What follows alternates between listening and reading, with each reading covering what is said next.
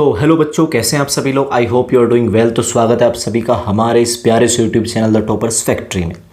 आज है हमारी क्लास नंबर 9। टॉपिक है आपका electric field intensity due to a point charge. एक पॉइंट चार्ज की वजह से, एक सिंगल पॉइंट चार्ज की वजह से आपको कहीं भी इलेक्ट्रिक फील्ड फाइंड करना है। आपने कहा कोई दिक्कत वाली बात नहीं, इलेक्ट्रिक फील्ड हम फाइंड कर देंगे, बस आप हमें ये बताओ कि पॉइंट चार्ज रखा कहाँ है। देखिए जरा, सपोज करो ये आपके पास एक पॉइंट चार्ज है। पॉइंट चार्ज आप सब लोग जानते ही हो, पॉइंट को दिया गया मिनिमम से ज़्यादा चार्ज। लास्ट लेक्चर में मैंने बात की थी। इस पॉइंट चार्ज से मैं किसी डिस्टेंस, मान लो ये एक डिस्टेंस है जो कि r डिस्टेंस है, और ये जो पॉइंट है आपका P है, मुझे इस P पॉइंट पर इलेक्ट्रिक फील्ड फाइंड करना है। जो मेरा काम है क्या है कि मुझे यहाँ ये बताना है कि यहाँ इलेक्ट्रिक फील्ड कितना होगा। कितना बोले तो जब बात की जाए कितना होगा, तो मतलब कि मैं इसके मैग्नीट्यूड की बात करने वाला हूँ कि मुझे इसका मैग्नीट्यूड बताइए, इसका अमाउंट, ये कितनी क्वांटिटी में होगा, कि हाउ मच इलेक्ट्रिक फील्ड, कितना इलेक्ट्रिक फील्ड यहाँ पे बनेगा। आपने कोई दिक्कत वाली बात नहीं है जी, बता देंगे। कैसे बताएंगे जी? सबसे पहले तो आप ये पता करो कि आखिर यहाँ इलेक्ट्रिक फील्ड है भी या नहीं।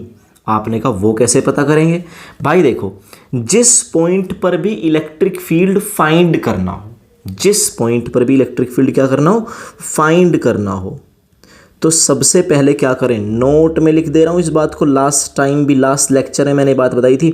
अगर आप लास्ट वाला लेक्चर देख के आए हो ना, क्लास नंबर कौन सी, 1.8 electric field and electric field intensity by the toppers factory, अगर आप ये देख के आए हैं 1.8 जो लेक्चर है आपका, तो फिर तो मज़ा आ जाएगा। क्या लिखा था मैंने कि जिस पॉइंट पर भी, दोबारा से लिख दे रहा हूँ इस बात को मैं, जिस पॉइंट पर भी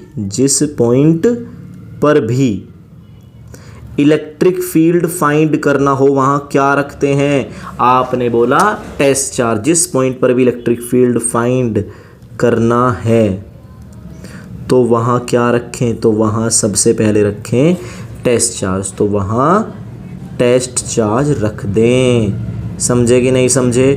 टेस्ट चार्ज रख दें। आपने बोला टेस्ट चार्ज क्या होता है? टेस्ट चार्ज होता है मिनिमम चार्ज। कौन सा charge? Minimum charge of the nature. और इसी मिनिमम चार्ज को कहा गया कौन सा? Elementary charge. कौन सा चार्ज? Elementary charge. इस एलिमेंट्री चार्ज की वैल्यू कितनी होती है? आपने बोला वैसे तो बोलते हैं क्यू नोट, इसकी होती है 1.6 इंटू 10 की पावर -19। मिनिमम चार्ज है, इससे कम चार्ज नहीं हो सकता। आपने कहा ठीक है, कोई दिक्कत नहीं जी, ये बात नोट की है तो इसे नोट की तरह ही ट्रीट किया जाए, ठीक है। लास्ट लेक्चर में मैंने बहुत अच्छे से बताई थी ये सारी बातें। आपने कहा ठीक है, तो आप ये कहना चाहते हो जी, जो ये पॉइंट आपको दिया गया, इस पॉइंट पे हमें क्या रखना पड़ेगा? Test charge. जी ये पॉइंट है जहाँ में magnetic field, electric field find करना, तो चलो मैं यहाँ टेस्ट चार्ज रख देता हूँ। अब बताओ क्या करें? अब ये देखो कि इस टेस्ट चार्ज और ये जो पॉइंट चार्ज है आपका, ये लोकेशन है मान लो ओ वाले ने P वाले पर किधर को फोर्स लगाई? आपने बोला बेसिक सी बात है, टूवर्ड्स राइट लगाएगा, तो ये फोर्स हुई कुछ ऐसे, रिपल्शन होगा ना जी, ये फोर्स लगी ऐसे, ठीक है भाई। कितनी फोर्स लगी जी? F बराबर होगा K Q1 Q2 upon distance कितना? R का स्क्वायर। कोई दिक्कत वाली बात तो ना? आपने कोई दिक्कत वाली बात नहीं है, ठीक है भाई। इसको मैं नोट को कहीं और को पेस्ट कर दूंगा, ठीक है। यहाँ से फिलहाल मैं कट कर दे रहा हूँ, बाद में पेस्ट कर दूंगा। तो आपने कहा जी फोर्स आ गई। हाँ जी फोर्स है। किसने लगाई जी? इस पॉइंट चार्ज ने इस टेस्ट चार्ज पे लगाई। तो बताओ इलेक्ट्रिक फील्ड बनेगा? आपने कहा बनेगा। कितना बनेगा? आपने कहा इलेक्ट्रिक फील्ड इंटेंसिटी की डेफिनेशन क्या होती है जी? Electric field intensity according to the definition of E vector. E vector की डेफिनेशन क्या कहती है जी? Electric field intensity is the force experienced by per unit test charge. यही तो बात थी कि force experienced by per unit test charge की इस यूनिट चार्ज ने, इस यूनिट पॉजिटिव टेस्ट चार्ज ने कितनी फोर्स एक्सपीरियंस करी? तो फोर्स थी आप पे कितनी? के Q naught upon R square, और अपॉन में क्या आएगा? टेस्ट चार्ज क्यू नोट यहाँ पे पहुंच जाएगा। तो इस क्यू नोट से क्यू नोट कैंसिल आउट होने वाला? आपने कहा बिल्कुल होने वाला है। अब क्या करें? आपने कहा बस E इक्वल टू आ जाएगा के क्यू अपॉन R स्क्वायर। बात खत्म।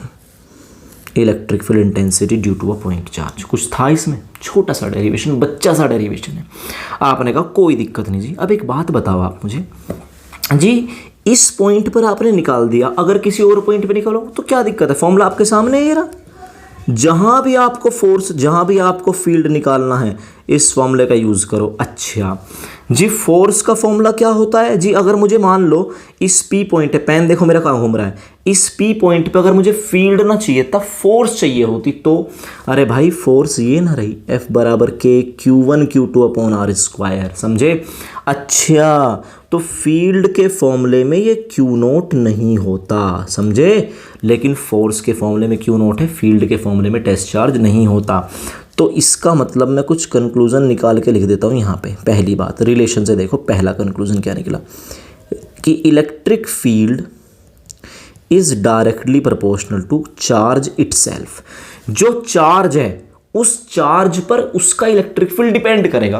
कौन सी बात हुई जी? जो बनाएगा मैग्नेटिक फील्ड उस पर तो डिपेंड करेगा। मतलब अरे अगर किसी मैग्नेट ने मैग्नेटिक फील्ड बनाया है, अगर किसी मैग्नेट ने मैग्नेटिक फील्ड बनाया तो उस मैग्नेट की स्ट्रेंथ पे तो डिपेंड करेगा ही।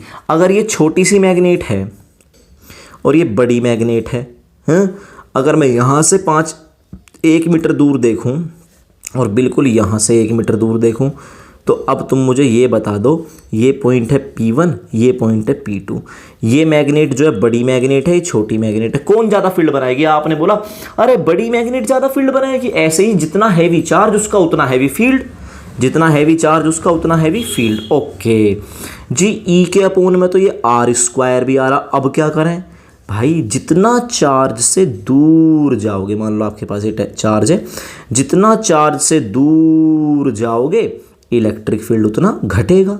तो जैसे जैसे डिस्टेंस बढ़ेगा चार्ज से, वैसे ही वैसे चार्ज का इलेक्ट्रिक फील्ड घटेगा। तो दूसरा कंक्लूजन क्या आया कि electric field is inversely proportional to R square. और तीसरी बात भाई, मेरी बात सुनना, कि इलेक्ट्रिक फील्ड के फॉर्मूले में Q0 नहीं है, फोर्स के फॉर्मूले में Q0 है, पर चार्ज के फॉर्मूले में Q0 नहीं है। It means electric field due to a point charge, due to a point charge does not depend upon test charge। ये टेस्ट चार्ज पर डिपेंड नहीं करता। आपने बोला ये तो कॉमन सेंस वाली बात है। अरे भैया टॉपिक क्या? Electric field due to a point charge.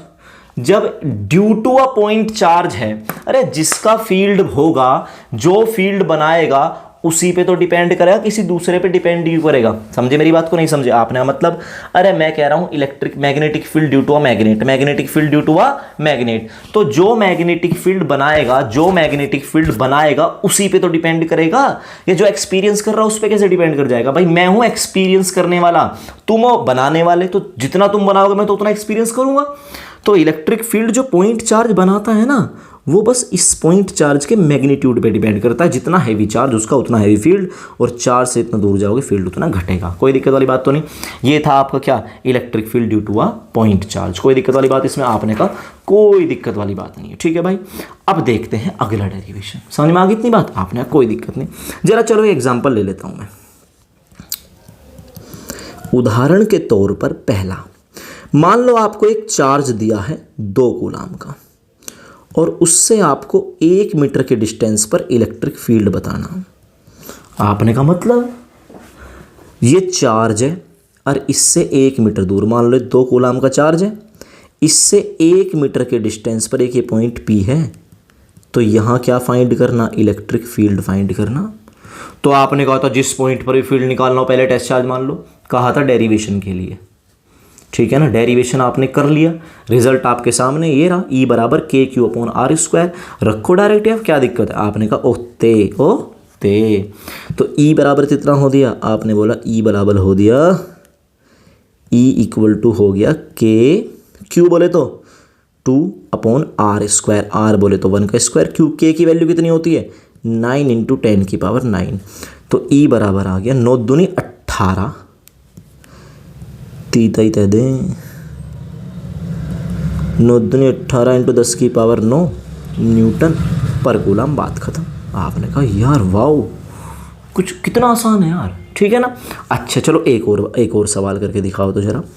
मान लो आपको एक चार्ज दिया है, Q बराबर दिया है 6 माइक्रोकूलम का, और R बराबर दे रखा आपको 20 सेंटीमीटर। तो बताओ एक 6 माइक्रोकूलम का चार्ज अपने से 20 सेंटीमीटर दूर कितना फील्ड बनाएगा। तो चलो यार क्या दिक्कत है, ये चार्ज कितना भाई साहब जी, ये चार्ज रखा है 6 माइक्रोकूलम प्लस के 6 माइक्रोकूलम का चार्ज है। कितने डिस्टेंस दूर, आपने बोला 20 सेंटीमीटर दूर फील्ड बताना। इस पॉइंट पे फील्ड फाइंड करो, नो प्रॉब्लम भाई। फॉर्मूला आपके सामने, E बराबर KQ upon R square. Formula बोलो मेरे साथ, E बराबर KQ upon R square. E बराबर KQ upon R square. K की वैल्यू क्या होती है 1/4 पाई एप्सिलॉन नोट। तो E बराबर equal to 1/4 pi epsilon naught Q upon R square. E बराबर 1/4 pi epsilon naught Q upon R square. ठीक है भाई, तो E इक्वल टू हो गया K की वैल्यू 9 × 10 की पावर 9, K Q की वैल्यू, Q है 6 लेकिन माइक्रोकूलम तो 10 की पावर -6 अपॉन R स्क्वायर। जी रेडियस तो देखियो, सॉरी R तो 20 सेंटीमीटर, तो मीटर में कन्वर्ट करो, 20 × 10 की पावर -2 मतलब कि 0.2 मीटर। समझ में आ गई बात तुमको। और ये 6 माइक्रोकूलम का मतलब 6 × 10 की पावर -6 कूलम। ठीक है, तो ये हो जाएगा E बराबर अपॉन में R कितना 20 का मतलब 0.2 हो गया ना मीटर में, तो 0.2 का स्क्वायर है। हाँ बस, तो E इक्वल टू हो जाएगा कितना 9 × 6 × 10 की पावर 9 × 10 की पावर -6 × 0.04। ओके, अब तो कोई बात ही ना रही भाई, क्यों ना रही, 9 का 54 गुना 10 की पावर 3 और अपॉन में 0.04, ये हटाया गुना कर दिया ऊपर 10 की पावर 2। समझ में आ गई बात, कुछ नई बात थोड़ी है।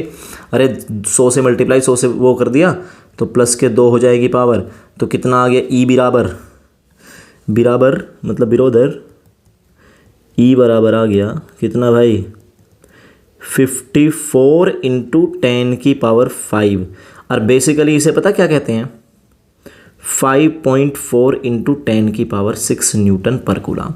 पर तुम समझ गए ना जो मैंने कहना चाहा। मेरा कहने का मतलब ये नहीं है तुम्हारे सामने कैलकुलेशन करके दिखा रहा, बस मैं बता रहा हूँ कि E equal to KQ upon R square होता है। बस आपको इस फॉर्मूले का यूज़ करना है, ठीक है।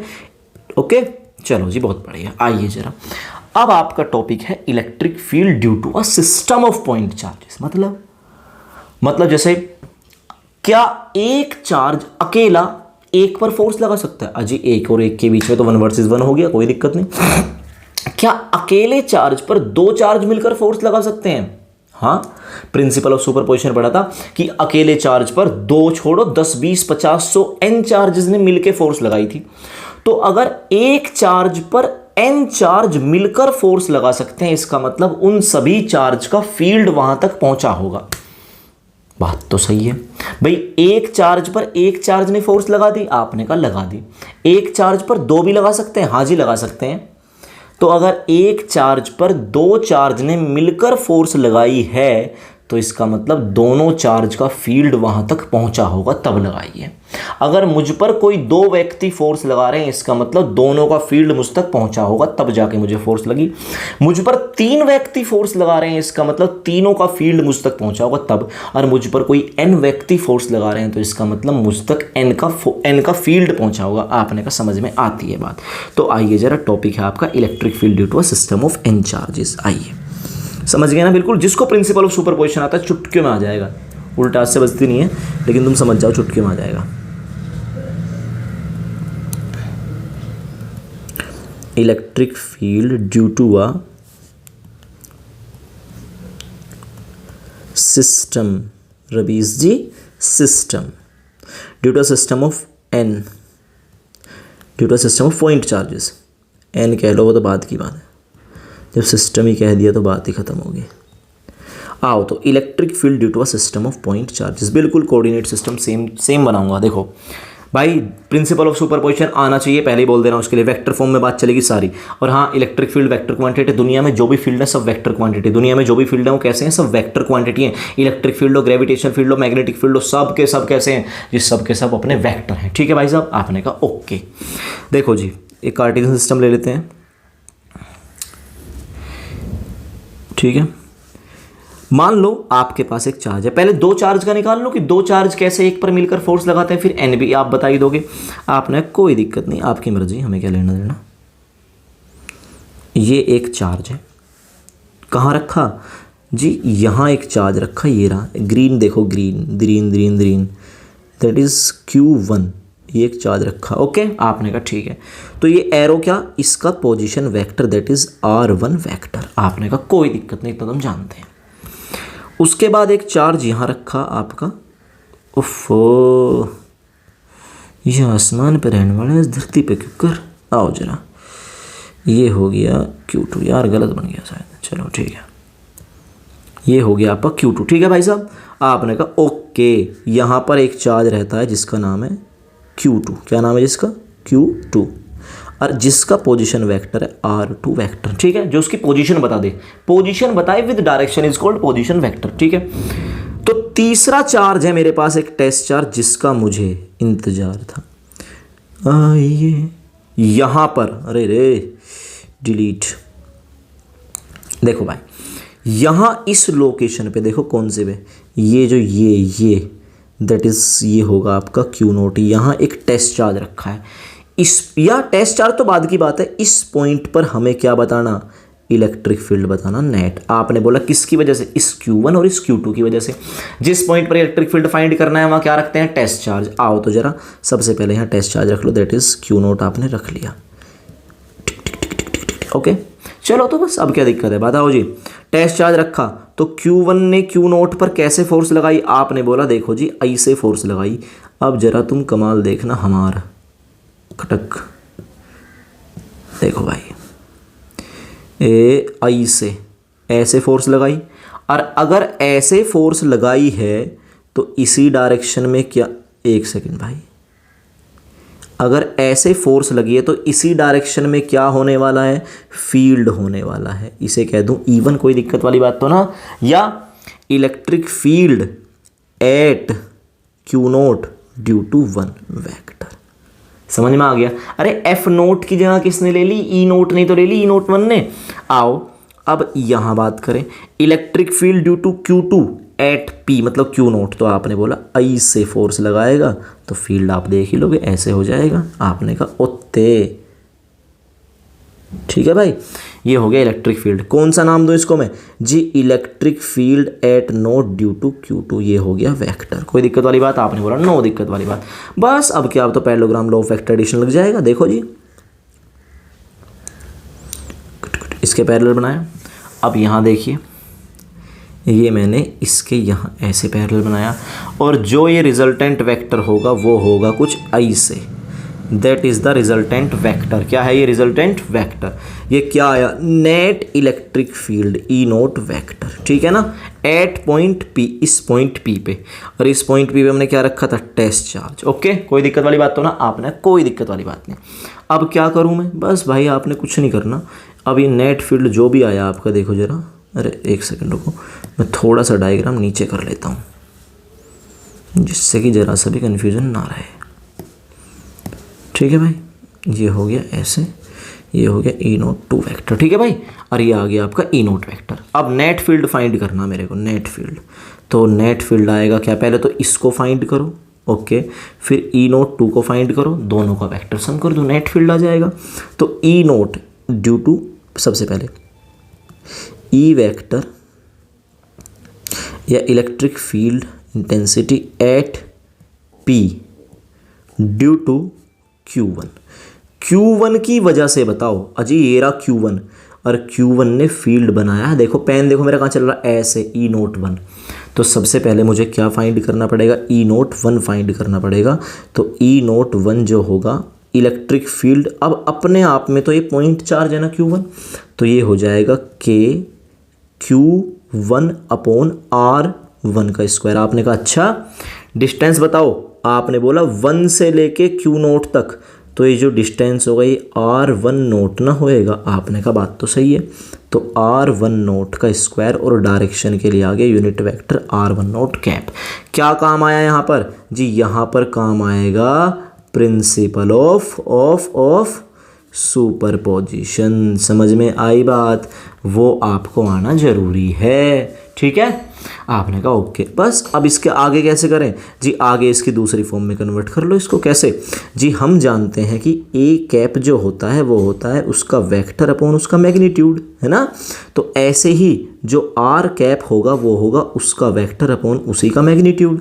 तो ये हो जाएगा ई note 1 vector equal to K Q1 upon R1 note का स्क्वायर, और ये हो जाएगा R1 नोट का तो वेक्टर और R1 नोट की पावर 1, है ना। मतलब 1 ही तो होगा, R उसका मैग्नीट्यूड मतलब पावर 1। तो 2 और 1 कितना हो गया? पावर 3। तो ये हो जाएगा E naught 1 vector is equal to K Q1 upon R1 naught की पावर 3 और R1 नोट वेक्टर। लेफ्ट में वेक्टर, राइट में वेक्टर, इक्वेशन नंबर फर्स्ट। किसी को कोई दिक्कत हो तो यहाँ तक मुझे आप लोग बताइए। कोई दिक्कत वाली बात तो ना भाई? Electric field at P due to Q1 निकाल दिया। अब Q2 की वजह से फील्ड निकाल दो। तो Q2 से लेके P तक का, यहाँ से देखो, यहाँ से डिस्टेंस कितना होगा? अजी 2 से ही तो है, 2 से नोट ही तो R2 नोट वेक्टर। क्लियर है बात? आपने कोई दिक्कत नहीं वाली बात नहीं। तो अब निकालते हैं electric field at P। Electric field at P due to Q2 की वजह से भाई, Q2 की वजह से देखो P पे देखो ऐसे फील्ड जाएगा E नोट 2। आपने कहा बिल्कुल। तो देखो जरा कितना फील्ड होगा। Electric field eight Q note या P ड्यू टू 2 बराबर के, हाँ जी, Q2 की वजह से है ना, Q2 अपॉन R का स्क्वायर, और डिस्टेंस होगा R2 नोट, ये स्क्वायर है ही, और डायरेक्शन होगी R2 नोट कैप। देख लो भाई, R2 नोट से डिस्टेंस कुछ ऐसे, ठीक है ना। आपने कहा नो प्रॉब्लम, समझ में आ रहा ना। बस अब क्या करना भाई, इसको आपने क्या कहा जी? डायरेक्ट फेल देते हैं ना। E नोट 2 का वेक्टर बराबर के Q2 अपॉन R2 नोट की पावर 3 R2 नोट वेक्टर। समझ में आ गया? अरे पहले मैंने इसे R2 note vector upon R2 note लिखा और उसके बाद डायरेक्ट ना हो गया। आपने कहा समझ में आ गया, कॉमन सेंस वाली बात है, इतने फुद्दू थोड़ी हैं हम। आओ जरा, 2 इक्वेशन आ गई। आपने कहा ठीक है भाई, E1 नोट वेक्टर तो आया राइट में और E2 नोट वेक्टर ये आया ऊपर। अब भाई रिजल्टेंट क्या आएगा इनका? Vector sum. Then resultant electric field, इन दोनों का वेक्टर सम। तो जो E नोट आएगा, E नोट वेक्टर, जो नोट पे वेक्टर आएगा, E naught 1 vector plus E naught 2 vector. कोई दिक्कत वाली बात? आपने कहा नो दिक्कत वाली बात। भाई दोनों की वैल्यू रख दो मैं। चलो तो पहले E नोट 1 की वैल्यू रख देते हैं, तो भी कर दें। आपने उत्तर दो, ये हो गया E नोट 1 की वैल्यू। कोई दिक्कत वाली बात तो नहीं? आपने कहा नो दिक्कत वाली बात। अब आइए ज़रा E नोट 2 की वैल्यू रख दें। ये रही E नोट 2 की वैल्यू। ठीक है जी भाई साहब, E नोट 2 की वैल्यू आपने ये रख दी। दोनों क्या कर दो? जोड़ दो। कैसा सम? Vector sum. देखो वेक्टर वेक्टर चल रहा ना, और ये बराबर आ गया आपका E naught vector net force, ठीक है, नेट फील्ड। तो E नोट वेक्टर बराबर कितना आया? के कॉमन ले लिया, बस कॉमन ले लिया, ठीक है।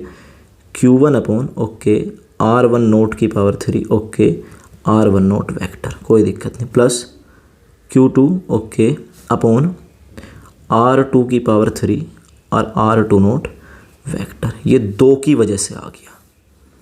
ओके समझ में आ गया? आपने कहा ठीक है जी। अगर n चार्जेस होते मान लो, तो ड्यू टू या for n charges, electric field due to n charges या electric field for n charges at a single point. तो n के लिए क्या होता? अब देखना अच्छे से, E नोट वेक्टर जो नेट फील्ड आता, E नोट मतलब पॉइंट P पे, के तो कॉमन है ही। अब देखना Q1 अपॉन R1 नोट की power 3 R1 naught vector plus दूसरे की वजह से Q2 अपॉन R2 नोट की power 3 R2 note vector plus, अब तीसरा चौथा पांचवा ऐसे ही आएगा nवा, Qn अपॉन प्लस में चल रहा सब, आपने बोला Rn नोट की पावर 3 Rn नोट वेक्टर। भाई कोई दिक्कत वाली बात? आपने कहा नो दिक्कत वाली बात। अब इसकी मैं दूसरी फॉर्म बना देता हूँ। कौन सी फॉर्म? सिग्मा वाली फॉर्म। सिग्मा मेल आओ जरा। तो ई नोट जो होगा वेक्टर बराबर हो जाएगा के, तो एज इट इज़, के का मतलब 1/4 एप्सिलॉन नोट है भाई। अच्छा सिग्मा, ओके सिग्मा आ गए। बताओ जी कहाँ से कहाँ तक चलना? मैंने कहा 1 से लेके n तक चलना, तो मैंने कहा देखो भाई i की वैल्यू 1 रख दो और n तक जाएगा। 1 2, जहाँ वेरिएबल है ना 1, देखो 2 2, यहाँ भी 2 है, यहाँ भी 2 है। n देखो यहाँ भी 2, यहाँ 1, इस तरह से। अब देखना मैं कैसे करूँगा, देख लेना समझ में आ जाएगा। क्यों आई अपॉन आर आई नोट की पावर 3 तो हमें हर जगह ना 3 3 3 3 3 और आर आई नोट वेक्टर। अब बताओ जरा, अरे रुक जाओ, आर आई नोट वेक्टर। बस बताओ समझ में आ गई बात? मैंने क्या करा, आई की जगह 1 रखो तो Q1 अपॉन R1 नोट की power 3 dot R1 naught vector पहला आ गया। n की जगह आई कहाँ से जा रहा, 1 से n तक जा रहा, तो 2 रखो, तो अब ये वाला आ जाएगा, देख लो फॉर्म। फिर 3 वाली, फिर n वाली, तो that is the net electric field due to a system of n charges या n पॉइंट चार्जेस। भाई समझ में आ गई बात? आपने कहा बिल्कुल समझ में आ गई। तो ये जो आ गया n की वजह से E due to n charges equal to k तो है ही, सिग्मा ये 2 हैं, तो I बराबर 1 to 2। समझ में आ गया ना? अरे 1 से 2 ना हो गया, तो ये हो जाएगा आपका QI upon are I note की पावर 3 और आर आई नोट वेक्टर। ठीक है, 1 से 2 तक। ओके, अगर n तक होता तो Rn कर दो, बात खत्म। कोई दिक्कत वाली बात? आपने कहा नो दिक्कत वाली बात। भाई साहब अगर किसी को समझ ना आया तो भैया कमेंट का ऑप्शन अभी भी खुला हुआ है, आप लोग मुझे बता सकते हैं कि हमको समझ में नहीं आया। ठीक है, कुछ ना कुछ हम सुविधा करवाई देंगे आपके लिए। तो ये था electric field due to a point charge. ठीक है, ये रहा क्लास नंबर 9, ये था electric field intensity due to a point charge, बड़ा आसान सा टॉपिक। और उसके बाद था electric field due to a system of point charges. बहुत सारे पॉइंट चार्जेस हमने लिए, उनकी वजह से हमने क्या फाइंड कर दिया, इलेक्ट्रिक फील्ड हमने फाइंड कर दिया। चलो जी, उसके बाद क्या टॉपिक है आपका? उसके बाद इसी में बात कर लें। कितने मिनट हो गई? लगभग 28 मिनट हो गए, 27-28 मिनट। चलिए देखते हैं। देखो जी, टॉपिक है आपका, छोटा सा टॉपिक है। उसके बाद चलो हाँ फिर अच्छा टॉपिक स्टार्ट करूँगा। आइए, टॉपिक है आपका कॉन्टिन्यूअस चार्ज डिस्ट्रीब्यूशन। क्या है? Continuous charge distribution. बिल्कुल हटके टॉपिक है। कॉन्टिन्यूअस चार्ज डिस्ट्रीब्यूशन जी, ये क्या होता है? आओ जरा हम समझाते हैं। Continuous charge distribution most important for derivations, और न्यूमेरिकल में भी काम आई जाएगा, टपक जाएगा कहीं ना कहीं। मोस्ट इंपॉर्टेंट फॉर डेरिवेशंस, इसके आगे के जो डेरिवेशन हैं इसी की वजह से होंगे। जिसको ये नहीं आता होगा गया वो तो। गॉस थ्योरम की एप्लीकेशन, ठीक है ना, जो लाइन वायर की होंगी, शीट की होंगी, स्फेयर की होंगी, आइसोलेटेड या इंसुलेटेड स्फेयर की होंगी, दो प्लेन शीट की, मतलब कुल मिला के है ना डिस्क की होएगी। जो भी आप करना चाहोगे इसके सामने मत्था टेक के जाना पड़ेगा। गुरुजी समझाओ कैसे करें, ऐसे बताना, ऐसे बोलना पड़ेगा इसको, कॉन्टिन्यूअस चार्ज डिस्ट्रीब्यूशन को। आओ जरा भाई देखो, दुनिया में है ना, पहले तो मैं तुम्हें ये बता दूं कॉन्टिन्यूअस चार्ज डिस्ट्रीब्यूशन होता क्या है। अगर आप किसी बॉडी को चार्ज दे दो बढ़िया मात्रा में, ठीक है ना, मतलब हाई ग्रेटर मैग्नीट्यूड का अगर आप चार्ज दे दो किसी बॉडी को, तो वो बॉडी पर कॉन्टिन्यूसली डिस्ट्रीब्यूट हो जाता है। तो बस उसे बोलते हैं कॉन्टिन्यूअस चार्ज डिस्ट्रीब्यूशन। डेफिनेशन तुमसे कोई नहीं पूछने वाला। किसी बॉडी को आप ज़्यादा मात्रा में चार्ज दे दो तो पूरी बॉडी पर चार्ज ऐसे फैल जाता है कि बिल्कुल ऐसा लगता है कि कॉन्टिन्यूसली फैला हुआ है, ठीक है ना। That is called continuous charge distribution. और ये लॉ ऑफ क्वांटाइजेशन को भूल जाता है, ठीक है। मैक्रो लेवल पर देखो, मेरी बात सुनना, थोड़ी सी अजीब सी बात रहेंगी शुरुआत में। मैक्रो लेवल पे नो क्वांटाइजेशन ऑफ चार्ज।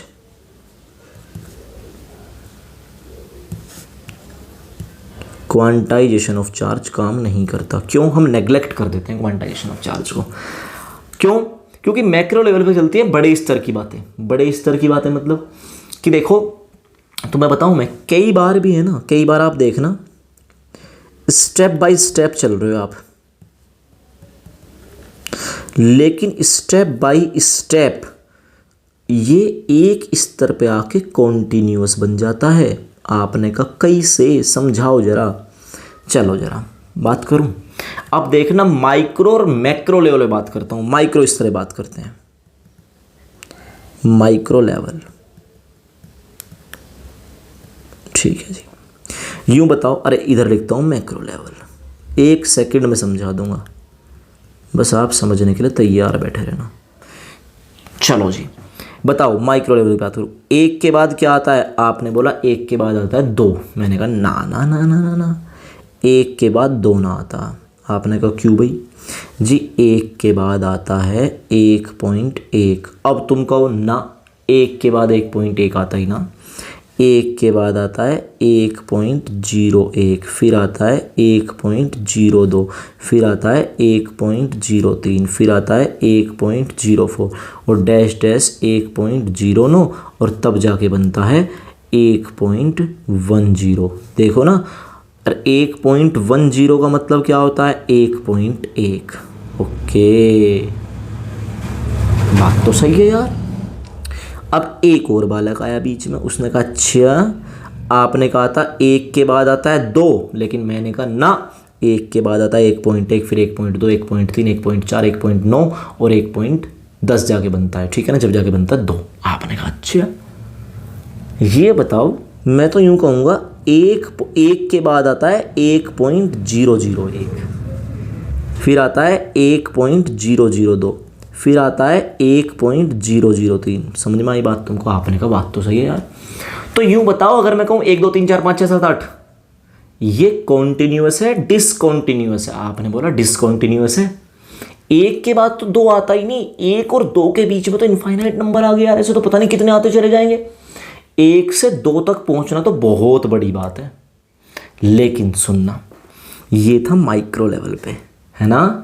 लेकिन मैक्रो इस तरह बात करो, बड़े लेवल पे, 1 2 3 4 5 6 7 8 9 10, समझ में आ गया। तो मैक्रो स्तर पे जो चीज़ें डिसकॉन्टिन्यूअस थी, 1 के बाद 2 नहीं आता, 1 के बाद जैसे 1 है तो 1 के बाद 2 आएगा यहाँ, फिर आएगा 3 वहाँ, इस तरह से ऊपर चलते हैं। ऐसा ना कि 1 के बाद 2 3 4, ऐसा नहीं है। 1 उसके बाद कहीं 2 यहाँ मिलेगा, फिर 3 कहीं और ऊपर मिलेगा। आपने कहा अच्छा। लेकिन जब बात करें बड़े स्तर की, तो बड़े स्तर पे आप मैक्रो लेवल पे क्वांटाइजेशन भूल जाओ, स्टेप वाइज भूल जाओ, आपको कॉन्टिन्यूअस चलने दो। अच्छा जी ठीक है, समझ में आ गई बात तुमको कॉन्टिन्यूअस क्या होता है। बड़े स्तर पर जो स्टेप वाइज चीज़ें हैं वो भी कॉन्टिन्यूअस लगने लगती है, बिल्कुल स्मूथ लगने लगती हैं। आपने कहा ठीक है, समझ में आ गया, बस इतना ही है समझने लायक इसमें, और इससे झकमत मारना। आपने कहा ओते ओते ओते, आओ जरा। दुनिया में 3 तरह की बॉडी हैं। आपने कहा अच्छा कैसे, जरा बताना। मैंने कहा देखो भाई, माइक्रो लेवल पे बात करो या मैक्रो? जी मैक्रो लेवल पे करो, क्योंकि कॉन्टिन्यूअस चीज़ें मैक्रो स्तर पर होती है, माइक्रो स्तर पे तो बहुत गहराई तक जाना पड़ जाएगा और स्टेप बाय स्टेप ही चल पाओगे। माइक्रो स्तर पे तो भैया देखो, दुनिया की हर बॉडी 3D है।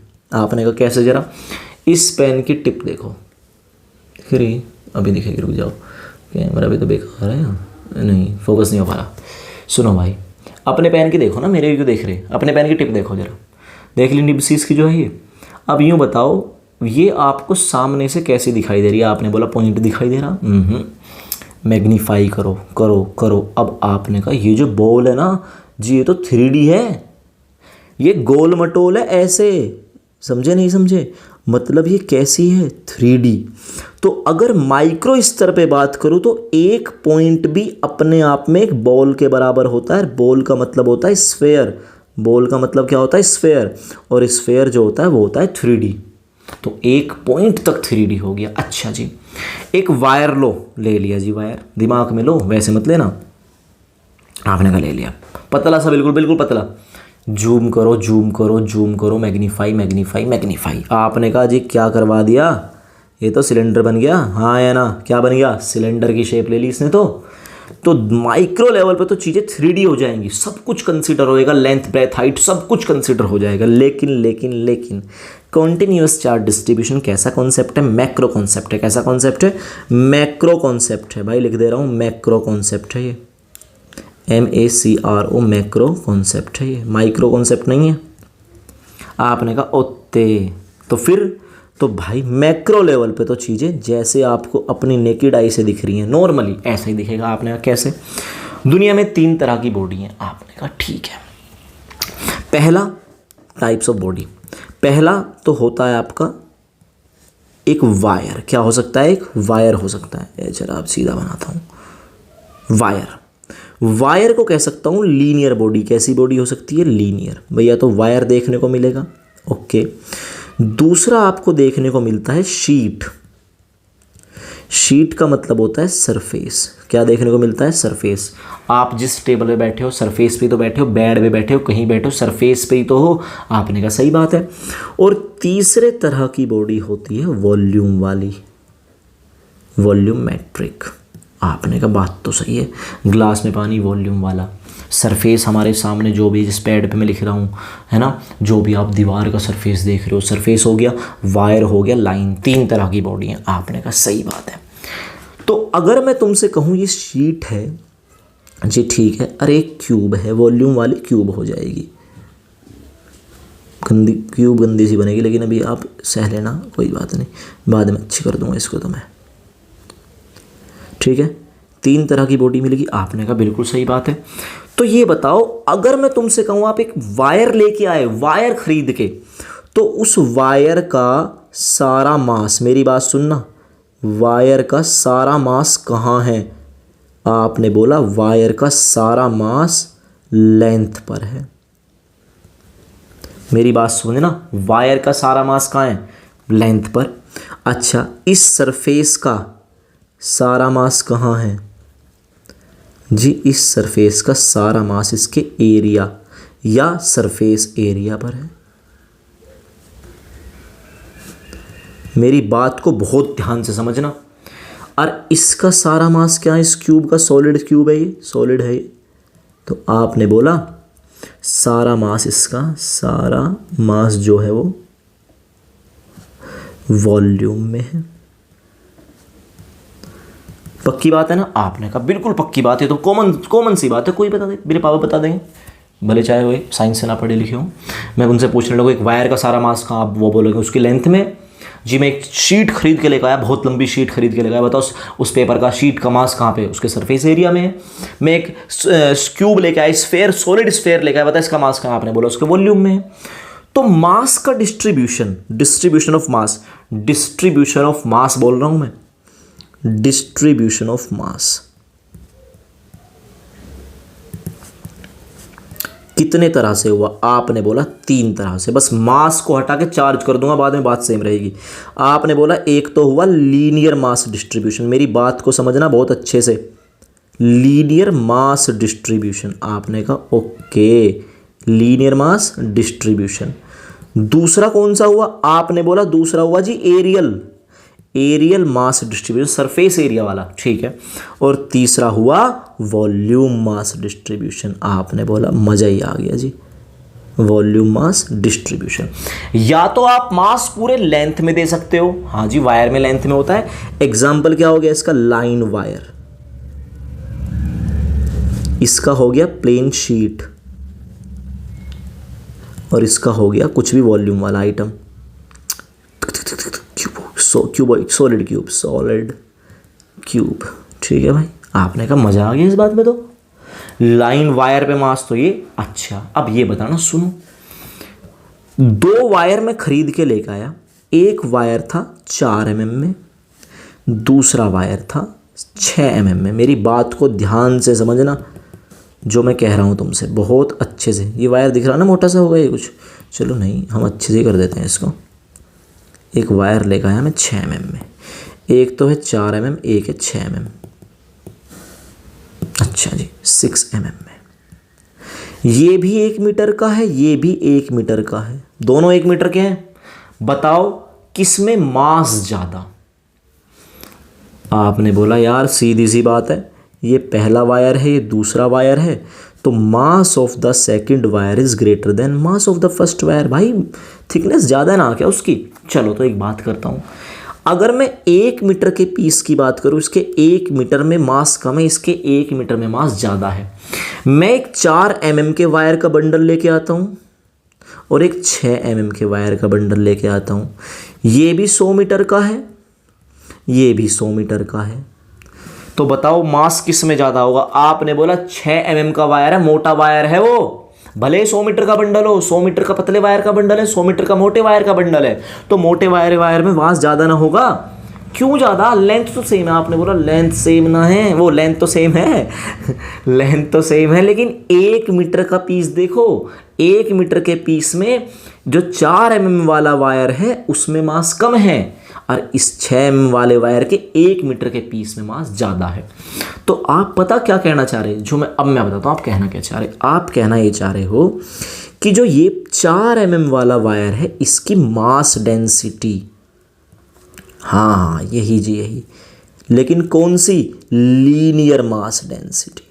इसकी लीनियर मास डेंसिटी कम है और दूसरे वाले की लीनियर मास डेंसिटी ज़्यादा। मास डेंसिटी क्या होता है? मास पर यूनिट वॉल्यूम। आपने कहा मास डेंसिटी तो मास पर वॉल्यूम होता है, लेकिन सुनो, वो मास पर यूनिट वॉल्यूम उसका होता है जिसमें वॉल्यूम हो। इसमें सिर्फ क्या है? लेंथ। तो लीनियर मास डेंसिटी क्या होगी? मास पर यूनिट लेंथ। 1 मीटर में कितना mass is called linear mass density. अच्छा जी, अगर मैं तुमसे कहूँ ये 1 मीटर का वायर है, इसको मैंने 1 2 3 4 5 चार्ज दिया। सेम मैंने एक और वायर 1 मीटर का लिया, 1 2 3 4 5 6 7 8 9, इसको मैंने 9 क्या 10 ही कर दो यार, बिल्कुल चलो 10 हो जाए, ठीक है। ये 5 है, 10 है, ठीक है।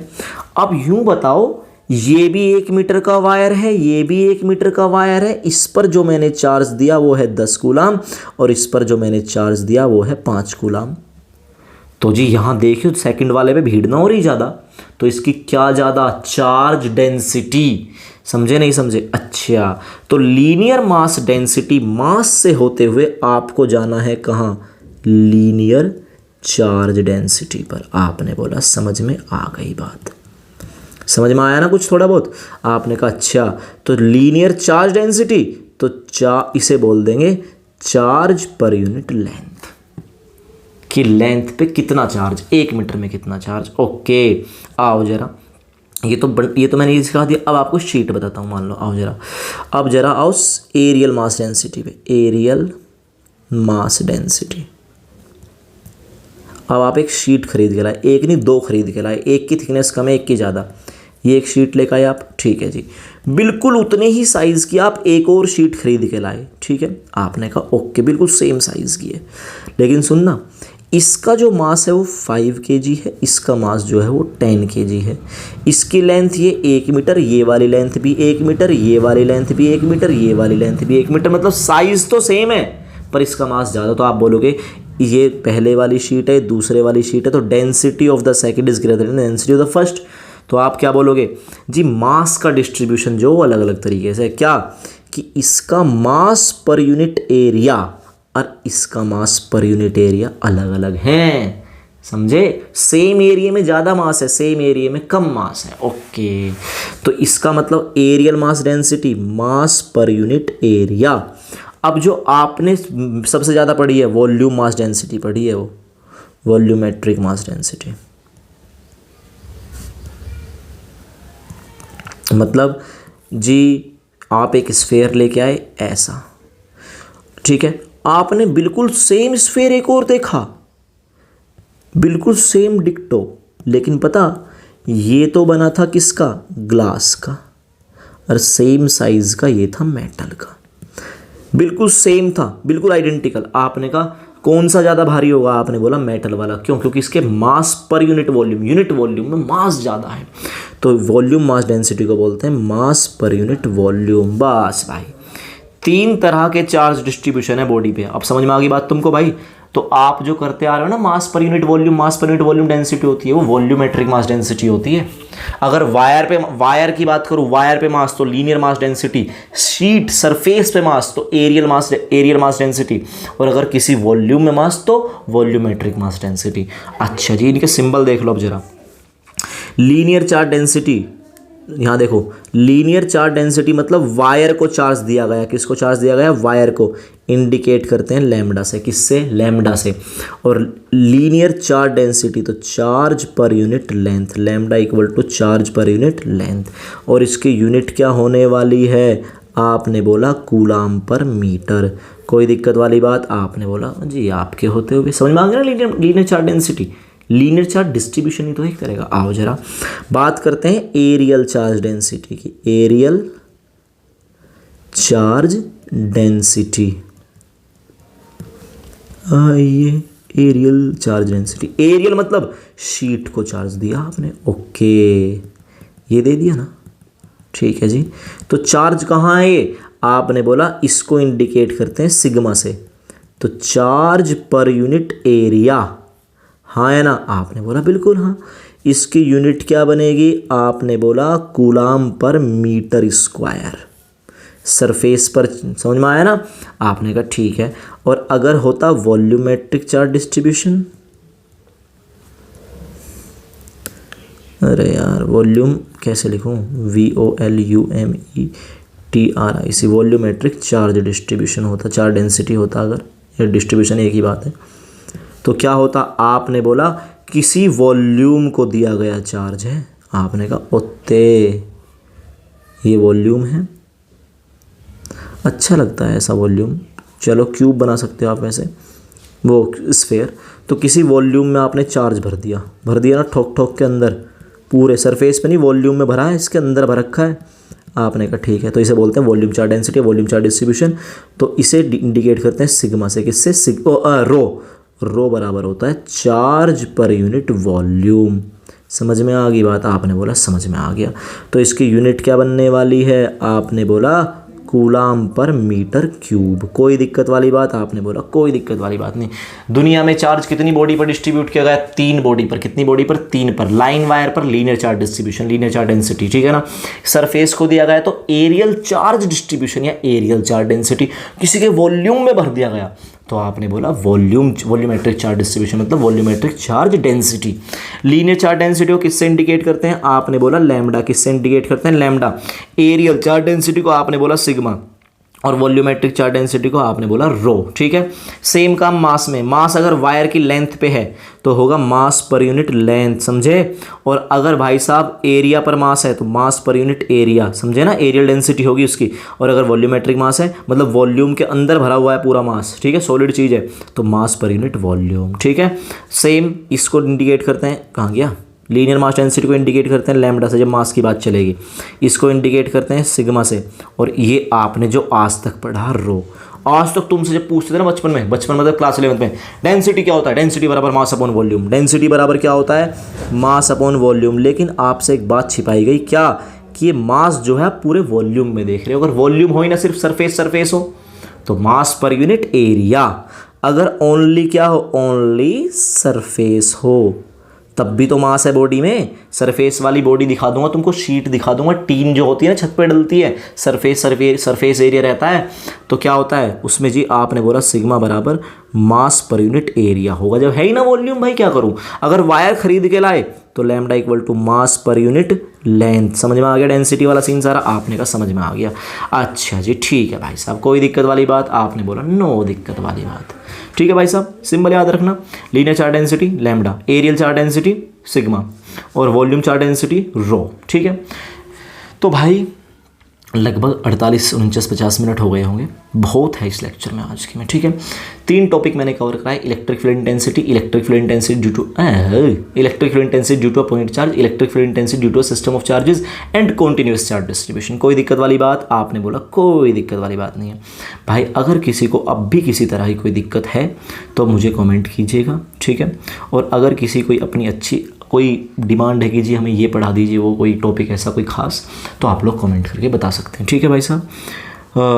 इस लेक्चर में इतना ही है। आप लोगों को नोट्स कहाँ मिलेंगे, टेलीग्राम का लिंक मिलेगा नीचे डिस्क्रिप्शन में, आप वहाँ जाइएगा, नोट्स मिल जाएंगे। और अगर आपको ये जो मैं लिख रहा हूँ ना, यही पर्टिकुलर नोट्स चाहिए तो भाई कमेंट करके मुझे बताओ, मैं इसे टेलीग्राम पे अपलोड कर दूँगा, ठीक है ना। बिल्कुल यही एज इट इज़ जो मैं लिख रहा हूँ ना तुम्हारे सामने, यही तुम्हें नोट्स की फॉर्मेट में मिल जाएगा, यही एज इट इज़। वरना अच्छे सुंदर वाले नोट्स वो तो मैं अपलोड कर ही दूँगा, खैर ठीक है, जो तुम्हारे फेयर नोट्स बनेंगे। ओके ब्रो, तो खैर भाई साहब, थैंक यू फॉर वॉचिंग। इस लेक्चर में इतना ही था और आप लोग कर लीजिएगा, ठीक है।